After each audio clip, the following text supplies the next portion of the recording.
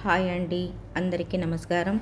ఈరోజు కళ్యాణం పలావ్ చేసుకుందామని మెజర్మెంట్ గ్లాస్తో పచ్చిపప్పు, పసుపు వేసుకొని ఉడకబెట్టుకోవాలి. చింతపండు నానబెట్టుకోవాలండి. ఆ తర్వాత ఉల్లిగడ్డలు,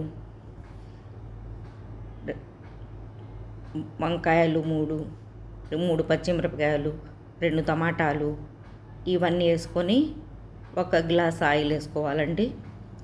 మెజర్మెంట్ గ్లాస్తో అల్లం పేస్టు 2 స్పూన్లు వేసుకోవాలి.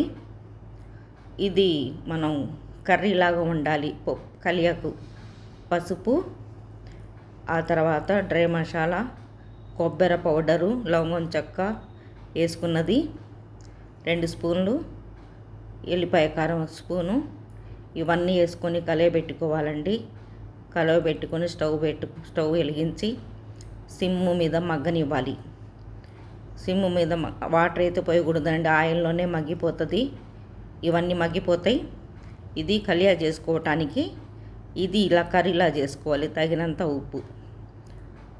ఆ తర్వాత మిక్సీ జార్లో ఉడకబెట్టుకున్న పప్పు, చింతపండు పులుసు ఇవన్నీ వేసుకొని, పులుసు సరిపడా కొద్దిగా పులుపు తక్కువే వేసుకోవాలండి. ఆ తర్వాత ఆ కర్రీ మగ్గిపోయింది కదా, కొత్తిమీర పుదీనా వేసేసుకోవాలి. ఆ తర్వాత ఇది పచ్చిపప్పు ఉడకబెట్టుకొని చింతపండు రసం పిండుకున్నది మొత్తం ఇందులో వేసుకొని, ఉప్పు కారం పులుపు చూసుకొని దాన్ని బట్టి మనం ఉప్పు వేసుకొని మూత పెట్టుకొని ఆ తర్వాత మరిగించాలి. అన్నీ కలియబెట్టుకొని, ఇది కలియా చాలా టేస్టీగా ఉంటుందండి. ఆ తర్వాత పక్కనే వేరే గిన్నె పెట్టుకొని 1 స్పూను, కొన్ని ఉల్లిగడ్డలు, పచ్చిమిరపకాయలు 3, 2 చెంచాలు వెల్లుల్లి పేస్టు, టమాటాలు ఇవ్వండి, అందుకోసమని కలియాలో టమాటాలే పలావులో వేస్తున్నాను.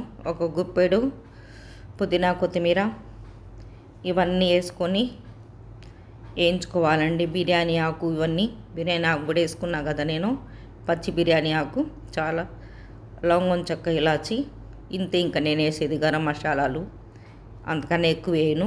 ఇది పలావు అమ్మ చేసేది ఇలా. వేగిన తర్వాత జీడిపప్పు కూడా కొన్ని వేసుకోవచ్చు, అవి కూడా వేసాను కొన్ని. ఎసురు మరుగుతున్నాయి, ఎసురులో బియ్యం వేసేసుకోవాలి.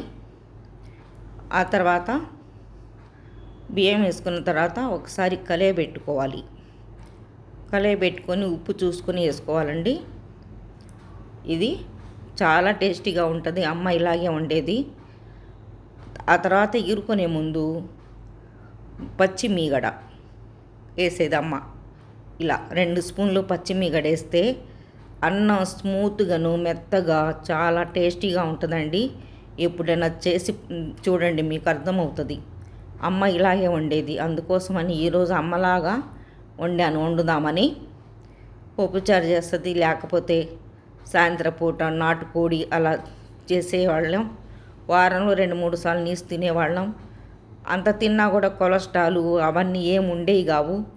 ఎంత తిన్నా కూడా ఆ తిన్నవార పని చేసేవాళ్ళు, తిన్నా కూడా లావుగా ఉండేవాళ్ళు కాదు. అన్నయ్య వాళ్ళు అందరం కలిసి వారంలో 3 సార్లు నాన్ వెజ్ తిని మనుషులు అలా ఉన్నారంటే సన్నగను, మరి దాని తగ్గట్టు పని చేస్తున్నాం కాబట్టే కదా. ఇప్పుడు తిని కూర్చుంటున్నారు కానీ పని చేయరు. అందుకోసమని లావులు పెరిగిపోయి కొలెస్ట్రాల్ పేరుకొని ఉంటున్నాయి. ఈరోజైతే ఇది Sunday. My channel professional plans Aqsa.